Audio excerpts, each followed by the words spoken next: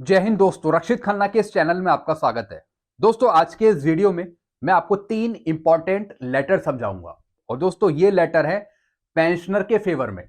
यानी दोस्तों, पहले पेंशनर को नुकसान हो रहा था, फिर इन्होंने हमारी टीम से कांटेक्ट किया, हमारे चैनल से ये जुड़े। तो दोस्तों, हमने इनकी सहायता करी और फिर इनको एरियर दिलवाया, इनकी बढ़ी हुई पेंशन दिलवाई। तो दोस्तों, ये 3 कैटेगरी के लेटर हैं अलग अलग।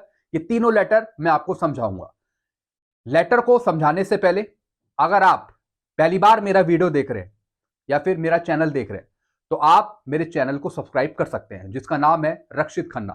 क्योंकि दोस्तों, अगर आप मेरे चैनल से जुड़ते हैं तो वाकई में जो आपकी जेन्युइन प्रॉब्लम होती है पेंशन से रिलेटेड या फिर किसी सर्कुलर से रिलेटेड, एरियर से रिलेटेड, तो वो आपको दिलवाया जाता है।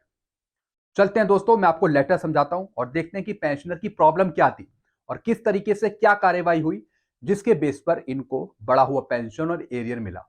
तो तीनों लेटर हैं अलग अलग सब्जेक्ट के, मैं आपको समझाता हूं। सबसे दोस्तों, पहला लेटर है अपडेशन ऑफ बेसिक पे इन स्पर्श। यानी दोस्तों, इनकी बेसिक पे गलत चल रही थी, तो इन्होंने हमारी टीम से कांटेक्ट किया, हमारे चैनल से ये जुड़े। उसके बाद इन्होंने सीपी ग्राम के थ्रू कार्यवाही करी। तो जैसा कि आप ये लेटर देख रहे हैं, रिकॉर्ड ऑफिस ने डायरेक्ट लिखा है पीओआर को, तो इनकी बेसिक पे भी रिवाइज होगी और पूरा एरियर भी मिलेगा।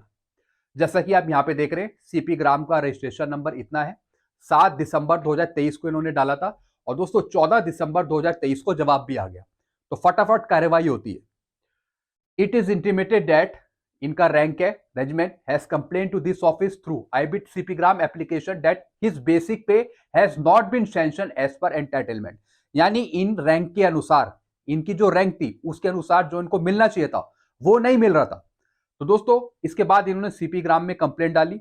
पहले ये हमसे जुड़े, तो फिर हमने इनको सही रास्ता दिखाया, तो उसके बाद ये जवाब आ गया। तो दोस्तों, आप देख रहे हैं यहां पे रिकॉर्ड ऑफिस ने ओरिजिनल शीट रोल और पीपीओ की कॉपी फॉरवर्ड करी है पीओआर को।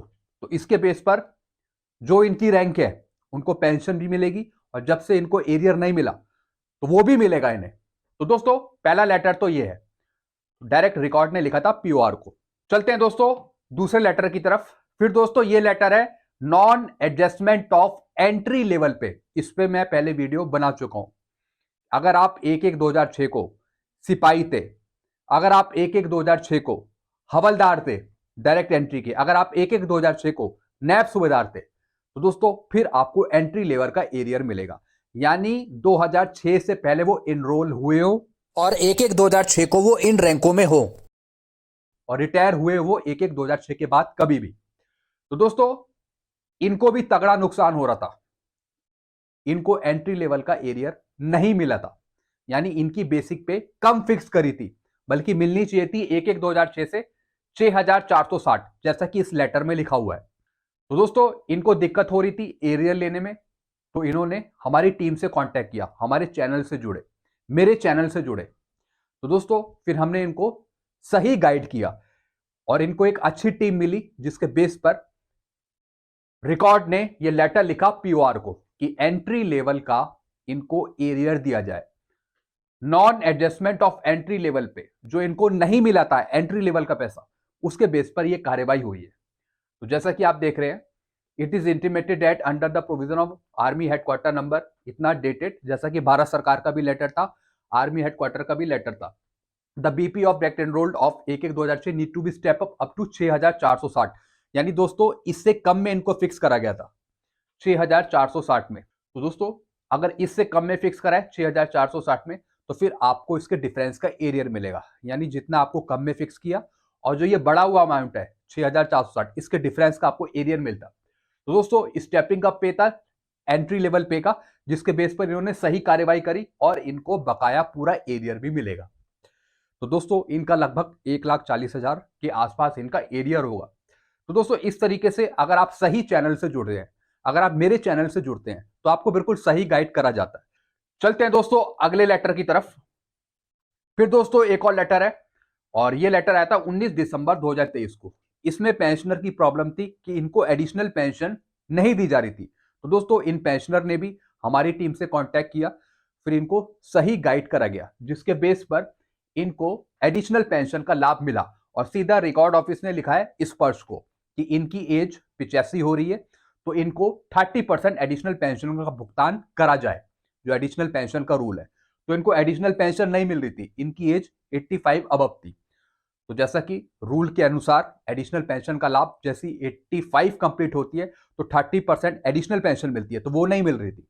तो दोस्तों ये हमारे चैनल से जुड़े, उसके बाद हमने कार्यवाही करी, फिर आप देख रहे हैं ये लेटर भेजा गया सीधा स्पर्श को रिकॉर्ड ऑफिस के through. It is intimated that the above veteran has completed 85 years of age on 18 September 2023। यानी इनके 85 साल कंप्लीट हो रहे थे 18 सितंबर 2023 को, लेकिन उसके बाद भी इनको एडिशनल पेंशन नहीं मिल रही थी। तो लिखा है he is entitled 30% of additional quantum of pension with effect from 1 सितंबर 2023 से। यानी 1 सितंबर 2023 से ये 30% एडिशनल पेंशन लेने के हकदार है। यानी जिस महीने आपकी एज कंप्लीट हो रही है एडिशनल पेंशन लेने के लिए, कोई सा भी दिन हो, लेकिन उस महीने आपको एडिशनल पेंशन मिलेगी। जैसे कि 18 सितंबर को ये 85 साल के हुए, तो 1 सितंबर यानी सितंबर की पेंशन में इनको एडिशनल पेंशन मिलेगी 30%। तो दोस्तों लिखा है you are requested to look into matter and revise his pension as per correct entitlement. तो दोस्तों ये लिखा था रिकॉर्ड ने डायरेक्ट स्पर्श को। तो ये होता है अगर आप सही चैनल से जुड़ते हैं। तो दोस्तों ये मैंने आपको 3 लेटर दिखाए जो सीधा पेंशनर के फेवर है। तो हमने कार्यवाही करी, हमारे ग्रुप ने कार्यवाही करी और इसके बेस पर इनको ये भुगतान होगा। तो दोस्तों ये चीजें मैंने आपको समझाई। आई होप सारी चीजें आप समझ गए होंगे। अगर आपको भी कुछ नहीं मिला, कोई दिक्कत है, तो नीचे आप कमेंट कर सकते हैं या फिर हमारे ग्रुप से जुड़ सकते हैं। तो आपको बिल्कुल सही गाइड करा जाएगा और एक्चुअल में जो आपका पेमेंट रुका हुआ है, चाहे वो एरियर हो, चाहे OROP का हो, चाहे एंट्री लेवल पे का हो, चाहे किसी सर्कुलर का हो, सारी चीजें आपको दिलवाई जाती है एक्चुअल लेवल पे। एक और इन्फॉर्मेशन मैं आपको दूंगा दोस्तों, कई पेंशनर हैं जो कहते हैं कि हमें पनिशमेंट मिला और हम 2006 के बाद आए हैं और हमने अनविलिंग भी कर दिया था, कुछ पेंशनर बोलते हैं, तो क्या हमें MSCP मिलेगी? दोस्तों अगर आप डायरेक्ट रिकॉर्ड को लिखते हो तो वो डायरेक्ट आपको मना कर देगा, वो बोलेगा आपकी पनिशमेंट है या फिर अनविलिंग है, हम आपको MSCP नहीं दे सकते। लेकिन दोस्तों कुछ और तरीके से अगर MSCP मिलती है तो फिर हम उसकी कार्यवाही कर देते हैं। यानी कुछ हम स्टेप फॉलो करते हैं जिसके बेस पर MSCP दिलवाई जा सकती है। इतनी आसानी से नहीं मिलेगी, कुछ लेटर लिख के अगर आप लेना चाहें तो नहीं मिलेगी, लेकिन कुछ हमारे पास डॉक्यूमेंट्स हैं, कुछ रूल्स हैं, कुछ जजमेंट हैं जिसके बेस पर हम आपकी कार्यवाही कर सकते हैं, भले ही हम CP ग्राम के थ्रू करें या फिर किसी दूसरे चैनल से करें, लेकिन हम आपके सपोर्ट में कार्यवाही कर देते हैं आपकी हेल्प के लिए।